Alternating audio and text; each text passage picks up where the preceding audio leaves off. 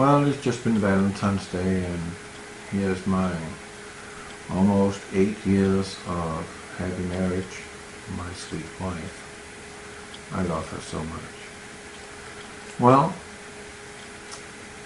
you just seen this weirdness when this airplane took off. As of today, on Valentine's Day itself, no one was up spraying, as far as I could see.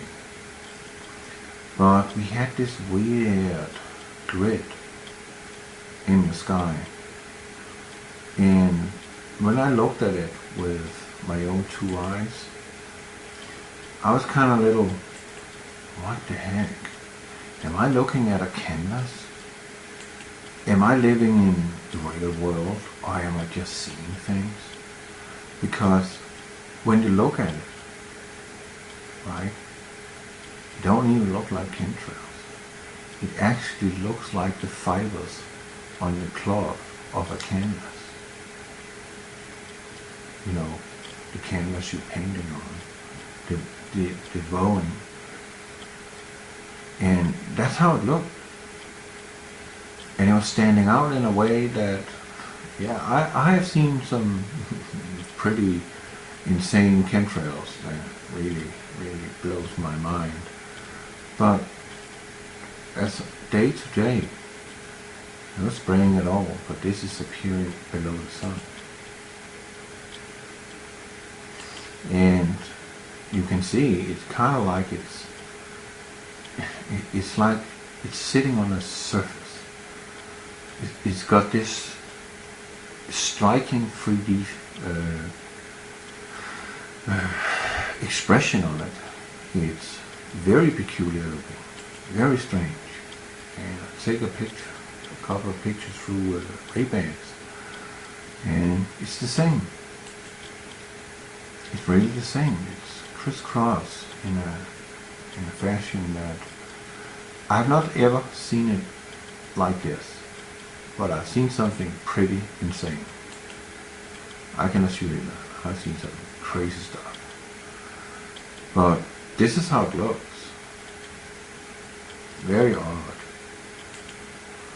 Very odd. And up here, in this picture here, we have something else that I cannot explain. Right here. It is very odd looking. Got this round object with something round in it. It don't actually look like a donut, it looks like an inverted donut. We've got an object here, right next to the sun, right there. And we've got some weird features. And I'm not gonna try and explain what I'm looking at, because I'm just as confused as you are. It is a very, very strange expression here. But I actually wanted to say something regarding Fukushima. It's been a little, what do you call it, chatter on my page in the last couple of days regarding Fukushima. That it is from, what was his name? Something with on. I believe it was Artilect or Fort Christenson that sent me over to have a look at his stuff, and he is talking about that during the blowout of the reactors at Fukushima in Japan on the 11th of March 2011, that these vortices were created. This is an image of an exploding vortex ring, as it says, when neutrons are bombarding the hydrogen isotopes in the MOX fuel base. And these are extremely powerful. You're talking tornado powerful. And these shoot straight up into the sky, and you can see the thrust of them. And I also in the end had a video of the actual explosion from the reactor in what looked like a nuclear dirty bomb detonation. But you clearly see the mushroom shape. It is a natural phenomenon, this mushroom shape, when a neutron is bombarding a proton in the velocity that is nearly the speed of light. Then we get this violent vortex, very violent. And it's something that is going to skyrocket. And I'm saying really, really get up in the heights. These two towers are 600 feet high itself. So you already see here, we're talking about some immense altitude already here. This is just the primary explosion. But if you go back to the other picture, what you don't see in this picture is this. You can't see that with the naked eye. That can only be seen by infrared. And there was no infrared picture shown to the public. Maybe they have an infrared footage of it. But I can assure you, inside here, we have an exploding vortex like this, going much, much higher than this plume of cloud. And it's keep going and it's keeping going because it's actually being launched with the speed of light to begin with. It quickly dissipates in speed because of the air resistance. But the initial blast is the speed of light. It is 1/1,000,000th of a second. All the energy is released in one boom. And it's just skyrocketing. So this is reaching the stratosphere. Easy, within seconds. This plume and all this radioactive material has reached the stratosphere. And where are the chemtrails running around in the stratosphere? Where am I getting with this? Well, one thing I know for certain, that is, barium absorbs and neutralizes radioactive isotopes. But in this case we're talking about a hydrogen MOX fuel, which is extremely toxic. And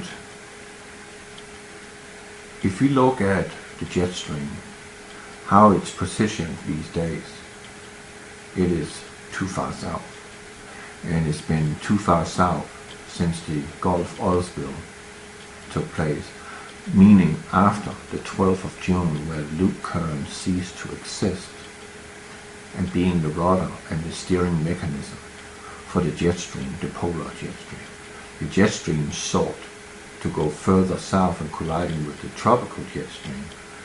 Now we have a jet stream rotating much further south and is capable of dragging in the stratosphere all this radioactive material. And when we think about how southerly, let me see if I get time enough to do that. I'm going to do it anyway.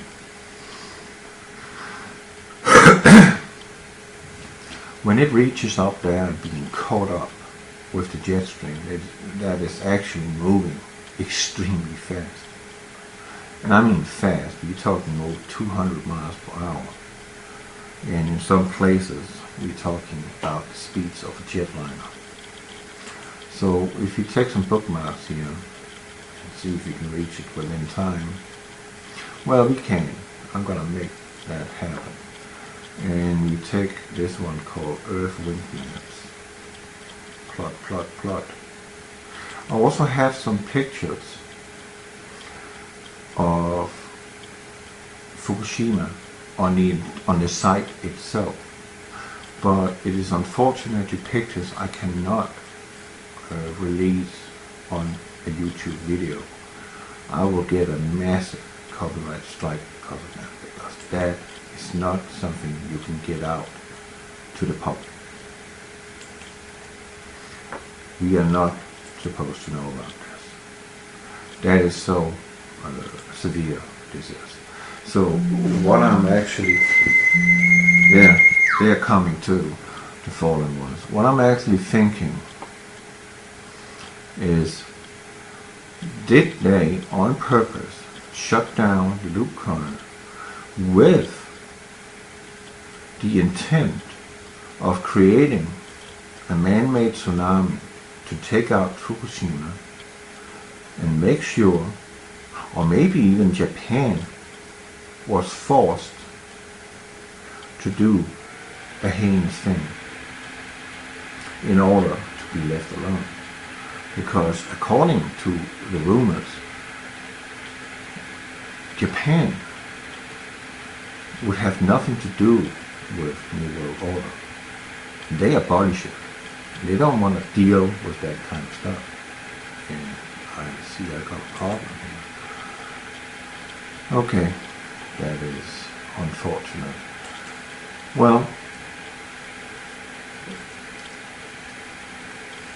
so when we're looking at these pictures, such as this, some is speaking about that this might be cesium caught in the sunlight.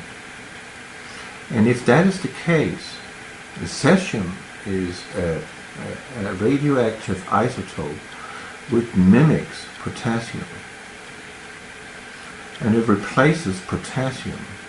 And we have an explosion in America of sleeping disorders. And if you don't get potassium, you don't sleep too good. But they're talking about this redness here in the atmosphere, which is very visible during the sunset and the sunrise. It says here. So is there reason to believe? I'm not excluding that we have an incoming object in space. We do. There's no question about that. But this is part of the remnant of Fukushima. It is actually cesium broken down by the sunlight, meaning you are actually looking at the color spectrum, and this is the color of cesium, coral red. Very interesting. So I'm going to look a little on that subject, because that I find very disturbing to see when I'm driving out there as a truck driver, seeing this scenario again and again and again and again and again.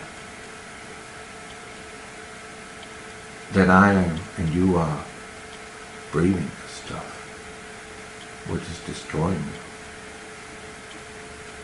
on purpose. That upsets me. God bless you.